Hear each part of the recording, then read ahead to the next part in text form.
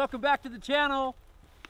Today we are talking about a naturally aspirated sled versus a boosted sled and why there are benefits to both. Let's get into it.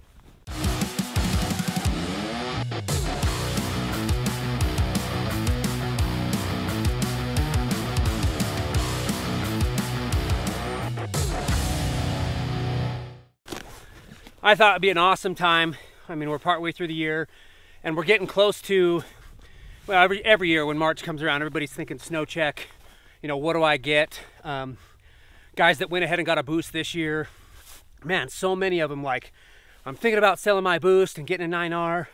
They had one lap on a 9 and I don't blame you. I'm not trying to talk you out of something. I would just remind you that there are so many smiles and so many fun opportunities that a boosted sled will really kind of offer to you. And so maybe the purpose of the video is, you know, as a rider, deciding kind of where you're at or what you ultimately are looking for in a snowmobile. And if you can, the decision of, you know, do I sell my boost and buy a 9R? Well, what if the decision is I kept my boost and bought a naturally aspirated sled going into next season? Because then you've got all your bases covered. Early on in the year when we had, well, in a lot of areas still, some record-setting snowfall, there's just no other better time. I can think about our deep days that we've had this year, whether I was on a naturally aspirated, whether it was a 9R, an 850, or on a boosted sled. And I would just tell you that there are times when that huge horsepower and that like immediate track speed is so dang fun and can also be you know, pretty helpful in terms of not getting stuck and then accessing, you know, steeper other areas and things like that. So I like knowing that I've got a boosted sled, whether it's a 65 or a 55. You guys have seen videos on I have a Bikeman 900 big bore boost that's a 155 3-inch. And to go out and do nothing but on the hill gymnastics, that turboed sled is one of the gnarlier things ever. To ride that on the daily, if that was my only club in the quiver, that'd be pretty hard on a guy. You'd be questioning what you did. But to have a 65, whether it was a Pro or a Chaos, have a bit more track behind you, get it set up again for you as a rider, get your handlebars right, get your ski stance, your suspension dialed. You know, a boosted sled can be a ton of fun.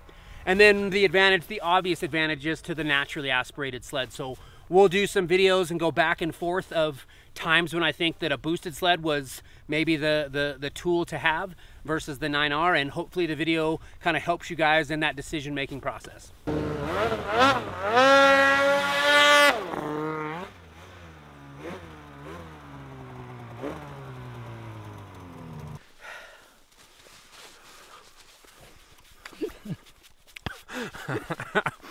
Okay, first stop of the day, we got her. Okay, so you guys can tell boosted sled, come right up on our camera there.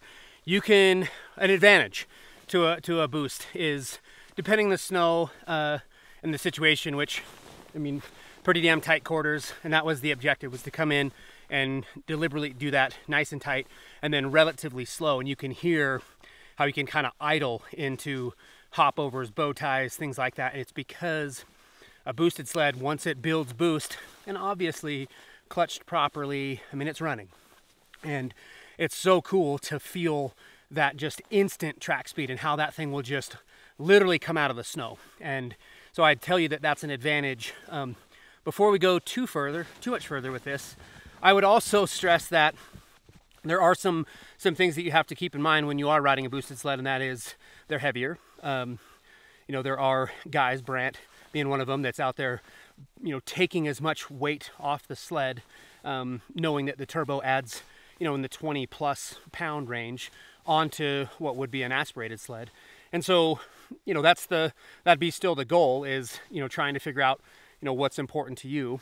I would say that throughout the course of my year, most of my clients, the comment would be that, you know, a turbo sled just wears you out. So a boost, you get fun things like that when you're ready for them, and there are so many advantages in terms of getting unstuck, and they build track speed, and they get up on top of the snow, and they can go straight up stuff. But they are a lot of work because you're in and out of the gas, you are constantly using brake, and in areas where on a naturally aspirated sled, you can kind of almost be wide open throttle in a lot of spots and just kind of chewing into the hillside and moving. But throughout a day, it nearly seems like an aspirated sled.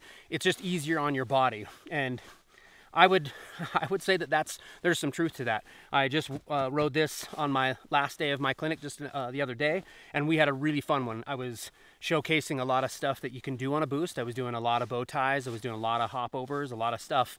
And at the end of the day, you can feel your arms, your low back, your legs. You can definitely feel those, even if I've been riding for a number of different weeks on end here, versus riding my 9R. And so there's just some things to point out, but today is really just showcasing advantages to either one of them. I'm gonna put the boost away and try to come in and do something very similar onto the 9R and just see if we get the kind of lift and we get the kind of, well, the same kind of move as I just did on the booster.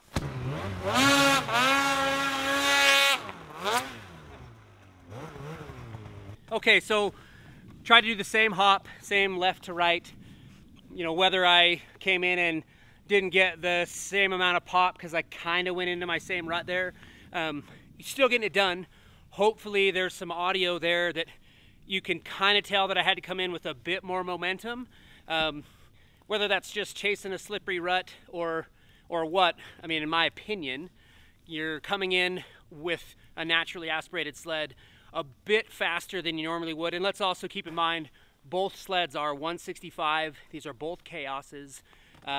Set up relatively the same, all right? So 275 tracks. One's got Fox shocks, the other one's got some walkers. I would tell you that I really liked the Fox suspension. I like the lift that it gets, even though that wasn't a very good example of it. What I'm getting at is, can you get it done, both sleds? And the answer is sure. Is it I should sell one and get the other? And maybe that's the question that you're all asking yourselves. If it's just purely based on you don't think you need boosted power and you can get it done on a 9R, well, as much fun as I've been having on them from last year till this, especially adding a few parts to them, you can hear from these sleds, guys. Obviously they're not stock. This is all Bikeman performance stuff, so it's clutched. It's got a lightweight exhaust on it, the same with the boosted sled. And just for our elevation, just kind of getting things really dialed in. So they're both, in my opinion, running really well, about as good as they could. And so I wouldn't put one as a negative over the other. I would tell you that this one, as it's in the air like that, definitely feels like it's a bit more manageable, a bit lighter. But a boosted sled, once they're building boost, they're not heavy any longer. So once that sled is in the air and it's doing its thing, you'd never notice the difference. So anyway, we're moving on, and whether or not I'm creating one versus the other with this video, I really wanted to just put a 9R and a boosted sled of similar track lengths in the exact same spots for most of our day, and hopefully that's what we're going to continue to show you.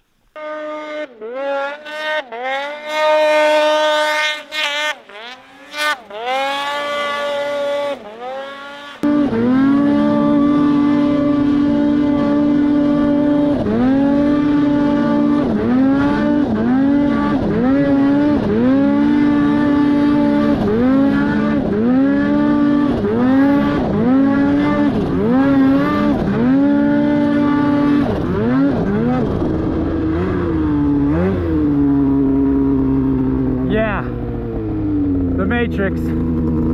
Holy smokes, so good in here.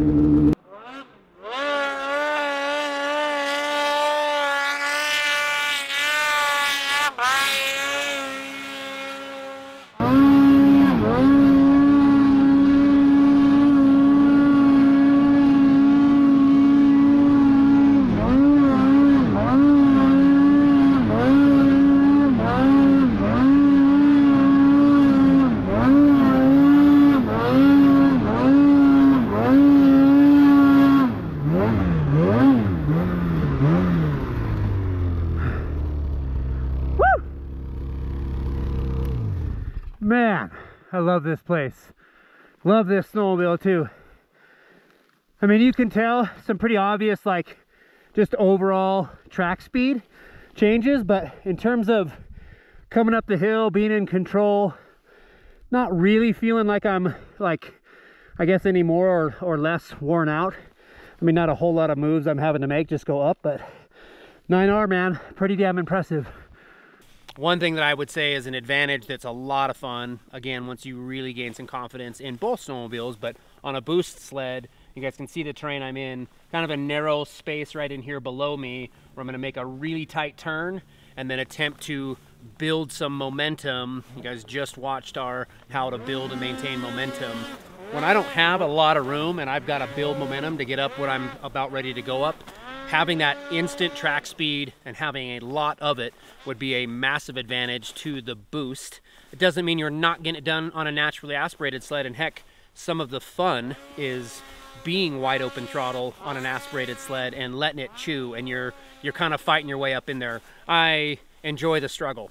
I embrace the suck. I do all of those things when it comes to mountain riding, because for it to be just completely basic and everything is just kind of handed to you, that's not that great of a day. I think that those aren't the days that we talk about. I think the days that we're out here and we put a ton of effort into our riding, we did some really cool stuff, we did some lines that we look back at and kind of shake our heads, I think those are the ones that we remember and we talk about. So again, whether it's an advantage or disadvantage, I think really the point of it is deciding on what sled for the day, or maybe even what sled for the condition, and then obviously what sled fits you in your riding style. Well, it's funny, I create these examples thinking that I'm gonna do better on the boosted sled. I can tell as I'm getting tired throughout the day, and we did talk about that a boost, for as much power as it has and the up ability of that snowmobile, I mean, it wears on you. And whether it was line choice, I took a slightly different line with the 9R. You can nearly see that because I'm going uphill, and the 9, the aspirated sled, still has plenty of power, still can go uphill like crazy on these things, but because it's a bit more toned down, I'm actually able to focus maybe a bit more on my technique. I could tell as I hit that with the boost, I kind of reared up and then got myself kind of off track. Didn't mean that I didn't have the power to go to the top, but man, it was tough for me to be there and pilot it. And again, we talk about sort of the best sled for you and trying to decide on what that is. And so if going uphill is something that you really like doing, when you're riding in the trees, I would just say that a boosted sled, holy smokes, anticipated rider. If you are back-seated, if you are tired already, trying to hang on to that kind of horsepower is pretty tough. And as you wear out throughout the day, you'll do what I do, and I start giggling. I'm making silly mistakes just because we've been out here and we've been kind of cranking on these things. And I've had the last couple of days on my boosted sled, so I can feel my arms being about an inch longer than they need to be. Getting onto a naturally aspirated sled, whether it's an 850, a 9R, any aspirated sled, you are going to have to, you got to work a bit harder in terms of when you are in deep snow and you're going across hillsides. There's stuff that you can do on a turboed sled where there is so much track speed and momentum that you can get away with a lot more, whereas in a aspirated situation you might be pedaling with your feet and you've got to really get after it. But going uphill, there are situations where, because it's not turboed, that it's settled down a little bit more and you can kind of focus on the line. So anyway, again, just a different situation, and hopefully really not trying to under or oversell either one of them. I like both of them, and I think that you should have both. You guys leave those questions and comments below. As far as subscriptions, you know, I see the analytics to my own channel, and believe me guys, from the bottom of my heart, I appreciate how much time and effort you guys and all the people that come into the shop or reach out to me on Instagram or through the channel itself about how grateful they are. The analytics are still showing us that it's like 80% of the views are coming from unsubscribed people. You guys, I've subscribed to a lot of different channels just for insight, for intros and outros, and just how they create films. Know that it's not like you're signing up for some like email where I'm gonna just hound you with a bunch of stuff. Subscribing to the channel just lets me know that you appreciate what we are continually doing each and every time we're out here busting our butts. So please help us by subscribing to the channel, and we'll see you next time.